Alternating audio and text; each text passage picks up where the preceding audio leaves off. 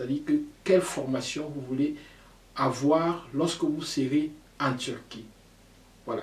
Une fois que cela est déterminé, maintenant on va se demander dans quelle université on...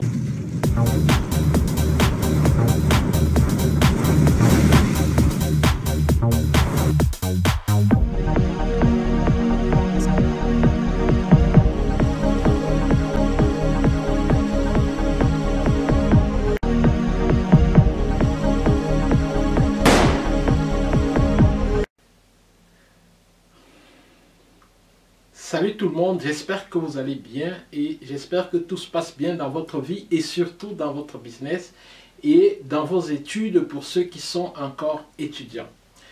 Alors, dans cette vidéo, je vais parler des 10 étapes qui permettent, n'est-ce pas, de partir de là où vous êtes pour les 10 étapes qui permettent de quitter là où vous êtes et de commencer des études en Turquie. Oui, lorsque vous voulez commencer des études en Turquie, il y a 10 étapes que vous allez franchir de chez vous, dans votre pays, jusqu'à ce que vous soyez inscrit dans une université turque et que vous commenciez à prendre le premier cours. C'est de ça que nous allons parler dans cette vidéo, alors soyez attentifs parce que je ne vais pas me répéter. Bien sûr, vous pouvez reprendre la vidéo pour bien suivre, bien comprendre, bien analyser et voir comment vous pouvez vous décider. Si bien sûr la Turquie c'est la destination que vous avez choisie pour vos études.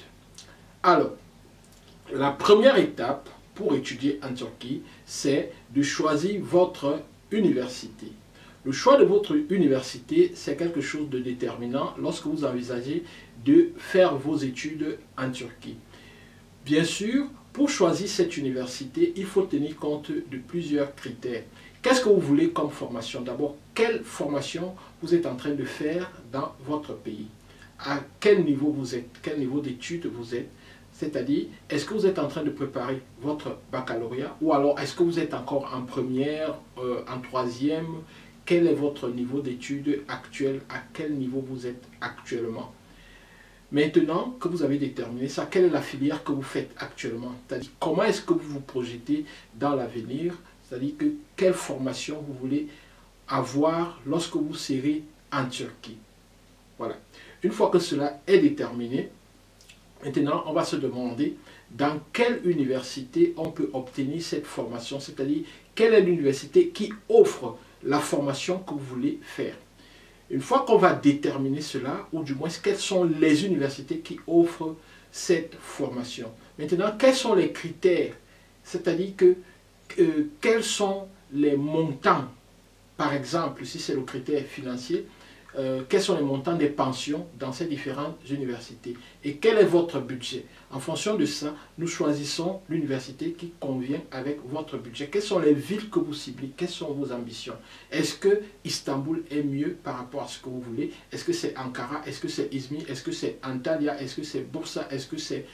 Bref, quelles sont les villes qui sont mieux adaptées? Parce qu'en Turquie, les universités se trouvent presque partout, dans toutes les grandes villes. Vous allez trouver des universités qui sont aussi bien équipées et qui sont sérieuses. Donc, il y a des universités partout. C'est inondé d'universités. Donc, on va étudier cela avant de choisir quelle est l'université qui sera adaptée à votre situation particulière, parce qu'à ENG Consulting, on regarde quelle est votre situation particulière et c'est en fonction de ça qu'on vous recommande quelque chose. Voilà. Maintenant, une fois que cela est fait, on passe à la lettre d'acceptation qui est, n'est-ce pas, la deuxième étape que vous allez franchir pour vos études en Turquie. Donc, on contacte l'université qu'on a choisie et on lui demande une lettre d'acceptation ou de préacceptation d'abord parce que on n'a pas encore engagé quelque chose avec l'université pour prendre la lettre d'acceptation. On demande une lettre de préacceptation. Après la lettre de préacceptation, lorsque vous confirmez, on demande donc une lettre d'acceptation à cette université. Parfois, il arrive qu'on demande lettre de préacceptation à 3 universités. Si on se rend compte que les 3 universités répondent à vos critères, alors on demande les lettres de préacceptation à ces 3 universités. Il arrive aussi que on aille visiter 5 universités et que après la visite de ces 5 universités, on finisse par retenir 2 à qui on demande des lettres de préacceptation. Une fois qu'on prend ces lettres de préacceptation, on revient vers vous et on discute avec vous et on vous dit, ok, ces 2 universités vous ont accordé des lettres de préacceptation sans engagement. Généralement, les lettres de préacceptation sont sans engagement. Ça veut dire que vous pouvez dire oui ou vous pouvez dire non à ce stade-là. Maintenant, on étudie les 2 avec vous, on essaie de vous expliquer, on vous donne les avantages, les inconvénients, on vous donne les villes, ou si les 2 universités sont dans la même ville, on vous donne les quartiers, on essaie de vous expliquer, et en fonction de ça, on décide ensemble, c'est-à-dire qu'on vous oriente et vous décidez, vous choisissez, vous dites, ok, c'est cette université A qui m'intéresse le plus, et la deuxième université, c'est l'université B. Si par exemple, on vous a donné 3 lettres d'acceptation, vous dites, ok, par ordre de préférence, vous classez les 3 universités. Et nous maintenant, la première université, on s'arrange à vous prendre une lettre d'acceptation là-bas. Mais maintenant, pour prendre une lettre d'acceptation, il faut savoir que l'ambassade exige un paiement à l'université. Tant que vous n'avez pas fait ce paiement, même si l'université vous donne une lettre d'acceptation, l'ambassade va vous demander le reçu du paiement. Alors l'université a fixé bien avant le montant de la pension et généralement un quart de la pension constitue la somme qu'il faut donner pour obtenir la lettre d'acceptation. Alors l'université délivre la lettre d'acceptation après que vous ayez fait le virement de ce montant. Nous ne touchons pas à ce montant, sauf peut-être s'il faut vous aider. Nous vous donnons les coordonnées de l'université et vous faites le virement directement à l'université. Une fois que vous avez viré à l'université, nous retirons votre lettre d'acceptation et nous vous envoyons. Donc là, vous avez franchi l'étape de la lettre d'acceptation et vous entrez maintenant dans l'étape du visa. Le visa, 3e étape, le visa. Pour votre visa, il y a un dossier que vous constituez et généralement, on vous demande de passer à l'ambassade, prendre tous les renseignements parce que nous les avons déjà et ces renseignements se trouvent dans le livre que nous avons écrit, Les secrets d'un voyage réussi en Turquie. Et dans le voyage étudiant, il se trouve tous les différents éléments qu'on peut vous demander à l'ambassade pour obtenir le visa de la Turquie. Mais malgré cela, nous vous conseillons toujours de passer à l'ambassade, prendre des renseignements. Et après cela, nous vous aidons même à distance, ou alors si vous êtes au Cameroun, parce que nous avons nos bureaux au Cameroun, nous vous aidons à constituer votre dossier pour votre demande de visa. Et une fois que vous avez fait votre dossier de demande de visa, on suit le dossier, on essaye d'écouter, on attend et vous obtenez votre visa.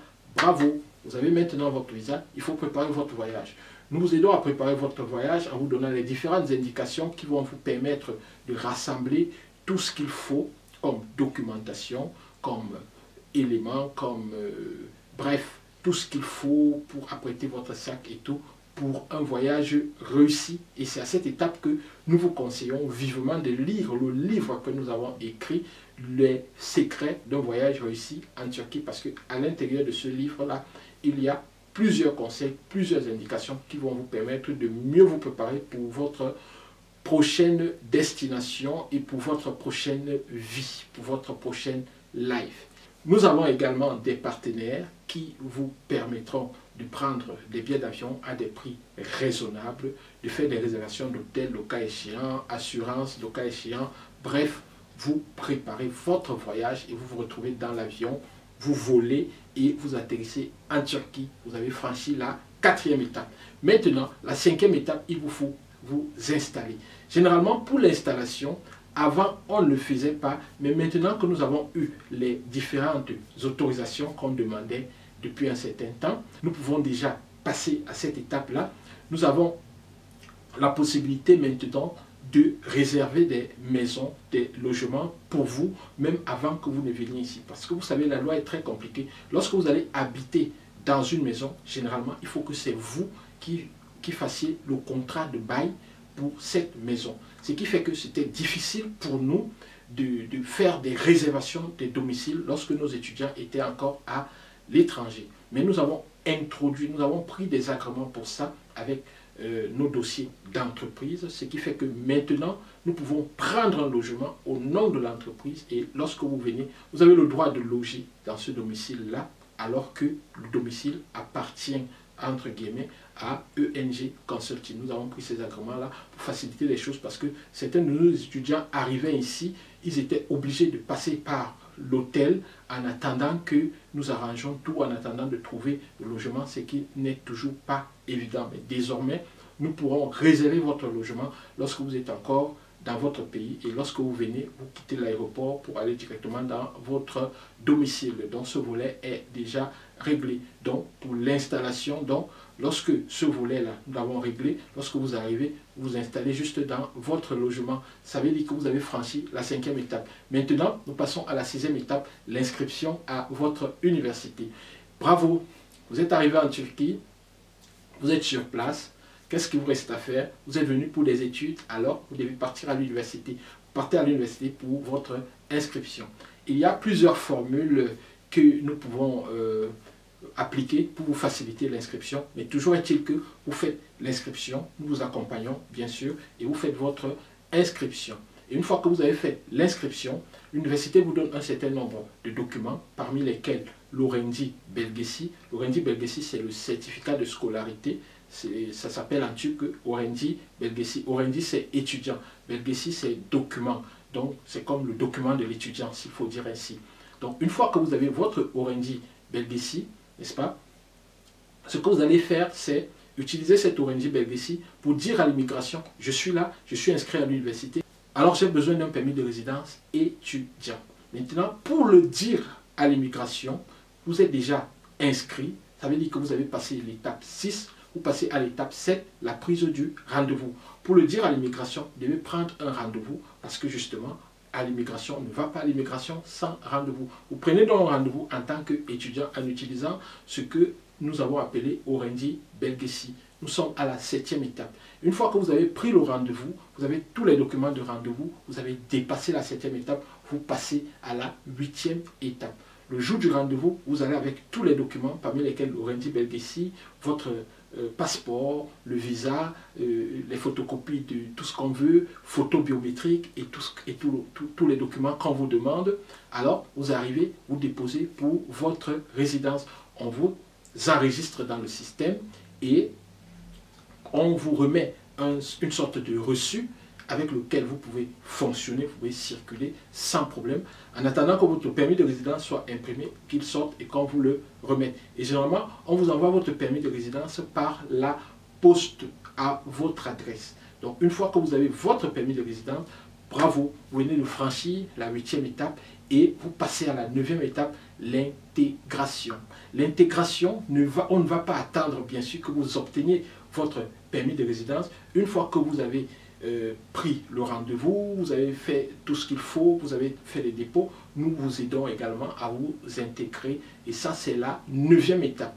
Vous intégrez dans la ville où vous êtes, nous vous montrons un certain nombre de facilités, nous vous aidons à comprendre un certain nombre de choses, à comprendre l'environnement dans lequel vous êtes et une fois que nous l'avons fait avec un certain tact pendant un certain moment et que vous êtes pratiquement intégré, en train de mieux découvrir votre environnement, en train de mieux comprendre votre environnement, nous allons vous dire bravo, vous venez de franchir la 9e étape et nous entrons à la 10e étape, le début des cours.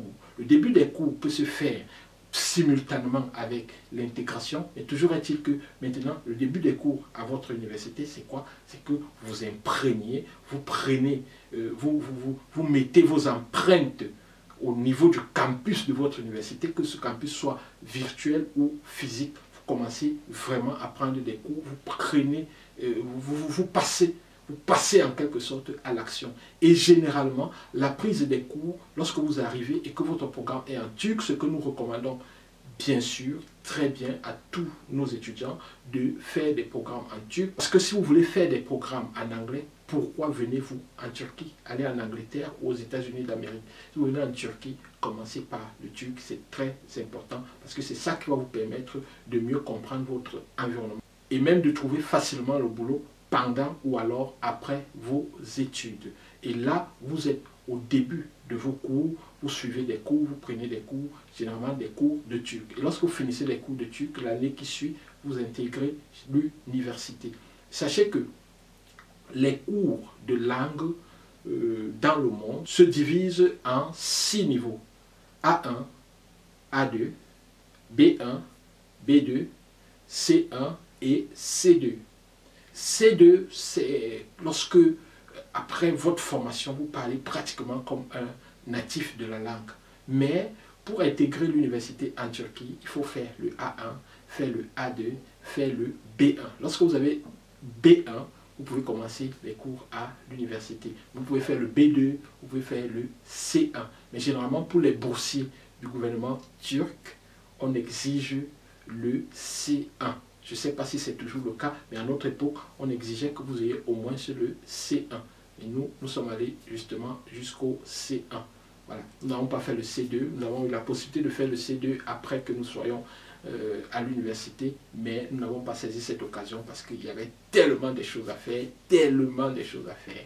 Et vous, est-ce que vous allez aller jusqu'au C2? Je ne sais pas, on verra bien. Mais pour l'instant, je voudrais vous dire que je serai heureux de vous accueillir en Turquie dans les jours prochains. Et sachez que nous lançons un vaste programme de recrutement des étudiants pour les universités turques en Afrique.